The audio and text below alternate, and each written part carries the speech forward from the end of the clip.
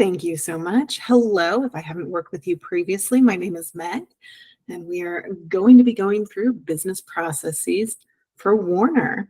If we could go ahead and move forward a slide, what we're hoping that you get out of this is what a business process is, what it does, how your role influences it. And we're going to be doing that by going through what a business process is, focusing on how to look at them in the context of an employee and employee history, as well as determining maybe when changes are needed or when you might need to review a step. So let's go ahead and move forward again. So a business process, as you've heard before in this presentation, and you'll probably hear several more times, is going to be a series of either sequential or parallel steps that take us through a task that needs to happen within Workday. And what this allows us to do is it allows us to set up a framework that follows all of the WMG business process workflows, but in such a way that you are going to automatically move through the steps there, so you don't have to go track someone down and say, hey, it's now your turn to do something about this. You also don't have to track anything in an Excel spreadsheet, which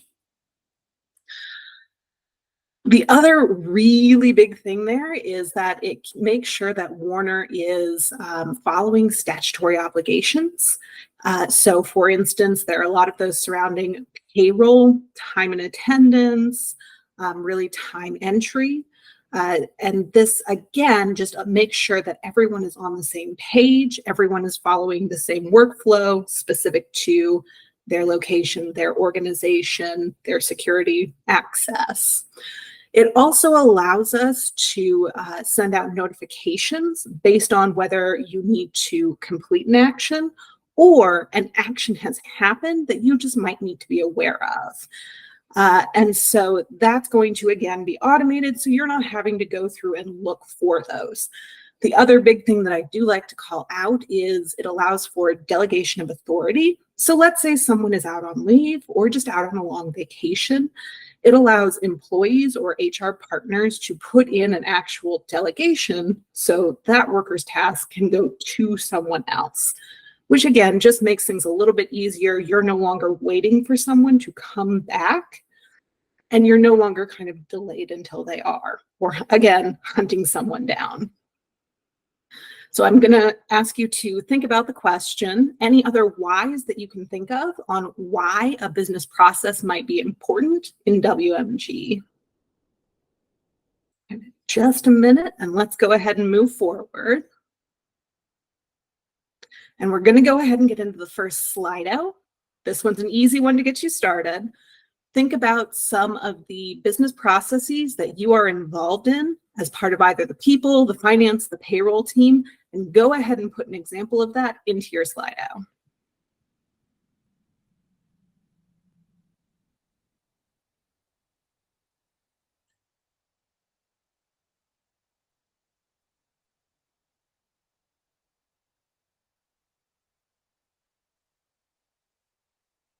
Promotion, absolutely, one of my favorites. I think everyone likes that one.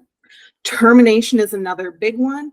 Again, termination, we have a lot of statutory obligations that we want to make sure we're meeting. We want to make sure everything is recorded as much as possible. Hire, huge. Anytime we're doing a hire, we want someone to go through it in the quickest way possible, but also the most accurate and efficient way as possible.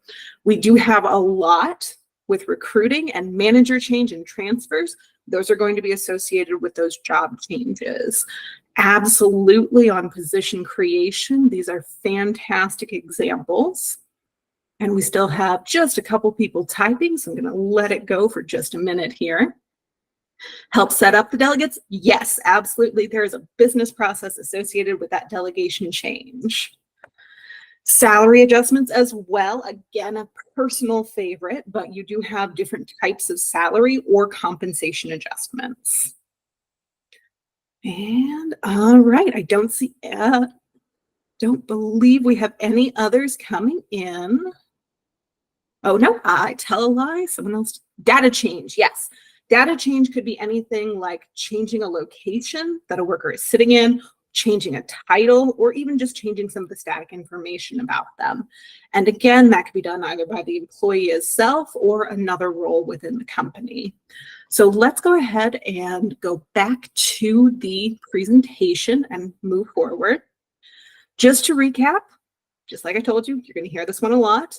A business process is going to be a sequential or parallel process of steps that's going to take you through what the task is that you are doing, when it is happening, and that's usually going to be with that lovely effective date. When do you want this change to take effect? All of that. And then who is authorized to complete a task. And that who is really going to work together with the role assignments and the security setups, as well as the setup of the business process itself to determine who's going to be getting assigned a task or who has the ability to action a task. So let's go ahead and move forward. And the big thing here is, how do you as an individual influence WMG's business processes? The really big ones are making sure that your supervisory organizations are correct and up to date. And that is both the workers that are in a supervisory organization, as well as the roles and the manager that are all assigned to it. Again, that's going to work together to determine who is getting what task. So if someone is in, let's say, the wrong role, they might be getting tasks that they shouldn't be getting. We might also then end up with some tasks that are unassigned, which we'll get into a little bit later, but that can cause basically a pause or a delay in the process, and we don't want that. It also allows us to be sure that standard operating procedure is being followed, and I do just want to call out, if there is a change to the standard operating procedure, let us know so that we can get that adjusted, because any changes that aren't made means that things are not going to flow as they should. And of course, I'm sure a lot of you have worked on the intersection audit recently. That just allows us to make sure that that can be completed and entered on time. The other big thing there is, again, data security, because the business processes are going to be working with our security policies. So let's go ahead and move forward. And we're going to go through a little bit about different types of business processes. We're going to start general, then we're going to get a little bit more specific to how you would look at these on workers. So there are two main categories of business process. There is default and there is rule-based. And we're going to start with default. So let's move forward. The default business process definition is going to apply to all employees unless they have a rule-based definition, pardon me, that supersedes it, and we'll get into that in just a minute. So this is an example of a business process definition. You can tell it's a default definition because in parentheses at the end of it, it says default definition. Very easy, very straightforward there. All of these are the individual steps, initiation validations and actions, as well as entry conditions that are going to be taken in that business process.